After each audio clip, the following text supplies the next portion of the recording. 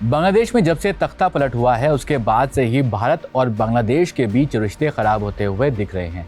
इन सब के पीछे की वजह क्या है उसे इस स्टोरी में समझने की कोशिश करेंगे और साथ ही ये भी जानेंगे कि बांग्लादेश की चीन से बढ़ती हुई दोस्ती की वजह क्या है। मेरा नाम है सैयद सोबान, आप देख रहे हैं स्विच। बांग्लादेश नवंबर 2026 में यूएन के लीस्ट डेवलप्ड कंट्रीज यानी कि एलडीसी की लिस्ट से बाहर होने वाला है। इसका सीधा मतलब ये है कि अब उसे यूरोपियन यूनियन जैसे बड़े एक्सपोर्ट मार्केट में ड्यूटी फ्री एक्सेस नहीं मिलेगा।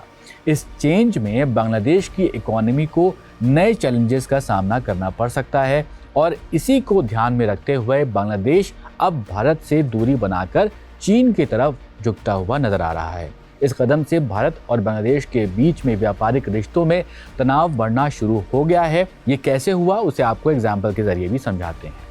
हाल ही में बांग्लादेश ने कोलकाता की सरकारी जो कंपनी है garden reach ship builders and engineering limited GRSE से कहते हैं, इसके साथ लगभग 180 करोड़ का डिफेंस डील जो है वो रद्द किया था। इस डील के तहत बांग्लादेश के लिए एक ओशन गोइंग टग वेसल बननी थी जो समुद्र में लंबी दूरी तक जहाज खींचने और रेस्क्यू ऑपरेशन के लिए इस्तेमाल होती। GRSE ने स्टॉक एक्सचेंज को इस बात की इंफॉर्मेशन दी है कि बांग्लादेश सरकार ने ये ऑर्डर कैंसिल कर दिया है। माना जा रहा है कि ये कदम भारत की उस हालिया कार्रवाई के जवाब में उठाया गया है जिसमें भारत ने बांग्लादेश को दी जा रही ट्रांजिट सुविधा को बंद कर दिया था। इसके पीछे की वजह भी समझते हैं। बांग्लादेश की अंतरिम सरकार के चीफ एडवाइजर मोहम्मद यूनुस ने हाल ही में चीन के दौरे पर भारत के नॉर्थ ईस्ट को लैंड लॉक्ड कहकर और बांग्लादेश को ओशन का गार्जियन बताकर एक नया विवाद खड़ा कर दिया है। और इस बयान के बाद भारत ने बांग्लादेश से आने वाले कई प्रोडक्ट्स पर यानी कि इंपोर्ट पर रेस्ट्रिक्शंस लगा दिए हैं। खासकर रेडीमेड गारमेंट्स की बात की जाए तो उन पर भी लगाए गए हैं पाबंदियां।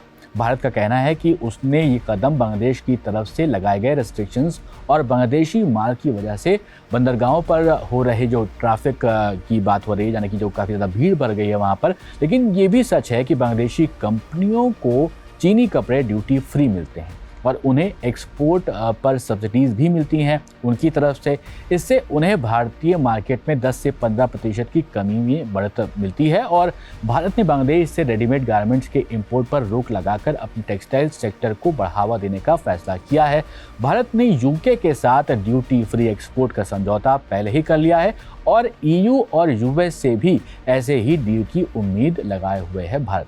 ग्लोबल ट्रेड रिसर्च इनिशिएटिव यानी कि GTRI का कहना है कि भारत की कंपनियां लंबे वक्त से बांग्लादेश की जो कंपनियां हैं उनके साथ अनफेयर एडवांटेज की शिकायत वो करती आ रही हैं। भारत में यहाँ पर लोकल फैब्रिक 5% GST के उस पर लगाया जाता है, वहीं बांग्लादेशी कंपनियां चीन से फैब्रिक बिना टैक्स के लाती हैं और एक्सपोर्ट पर भी सब्सिडी उनको मिलती हैं, वो लेती हैं वहाँ पर ये सब्सिडीज। बांग्लादेश ने भी भारत के यान एक्सपोर्ट पर पाबंदी लगाई है। भारत सिर्फ समुद्र के रास्ते ही यान भेज सकता है जबकि पहले ये सामान सस्ते में और तेज़ी से ज़मीन के रास्ते भेजा जाता था यानी कि सड़क के रास्ते भेजा जाता था। भारत से बांग्लादेश को होने वाला यान एक्सपोर्ट जो है वो करीब $2.39 बिलियन का है जो कुल बांग्लादेश एक्सपोर्ट का 20% बताया जाता है। चीन ने बांग्लादेश को 97% प्रोडक्ट्स पर ड्यूटी फ्री एक्सेस दे रखा है और साथ ही वो बांग्लादेश में इंफ्रास्ट्रक्चर प्रोजेक्ट्स में भी भारी निवेश कर रहा है।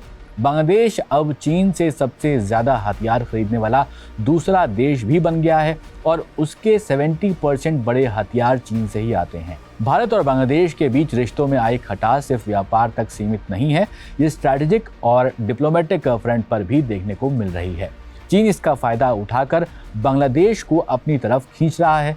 भारत को अब एक बैलेंस्ड लेकिन स्ट्रिक्ट पॉलिसी बनाने की ज़रूरत होगी यहाँ पर, जिससे बांग्लादेश पर उसका जो प्रभाव है वो बना रहे और डोमेस्टिक इंडस्ट्री पर भी यहाँ पर भारत में उस पर भी सेफ्टी बनी रहे। फिलहाल इस वीडियो में इतना ही। ऐसी स्टोरीज़ के लिए आप देखते रहिए स्विच।